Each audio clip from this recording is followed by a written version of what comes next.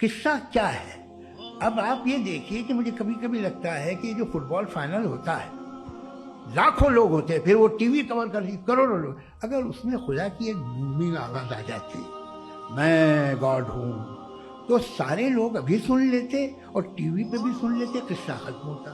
یہ اتنی رازداری کیا ہے کہ تم سامنے کچھ تو ثبوت دے دو ہمیں۔ Wake up to reality. اور جو لوگ ہم سے ملنے کی امید نہیں رکھتے، کہتے ہیں کہ ہم پر فرشتے کیوں نہ نازل کیے گئے یا ہم آنکھ سے اپنے پروردگار کو دیکھ لیں، یہ اپنے خیال میں بڑائی رکھتے ہیں اور اسی بنا پر بڑے سرکش ہو رہے ہیں۔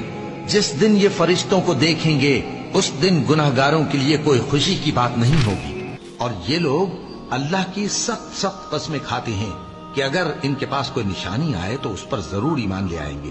کہہ دو کہ نشانیاں تو سب اللہ ہی کے پاس ہیں، اور مومنوں تمہیں کیا معلوم ہے، یہ تو ایسے بدبخت ہیں کہ ان کے پاس نشانیاں آ بھی جائیں تب بھی ایمان نہ لائیں۔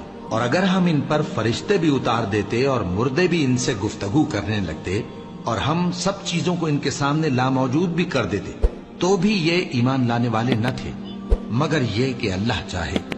بات یہ ہے کہ یہ اکثر نادان ہیں۔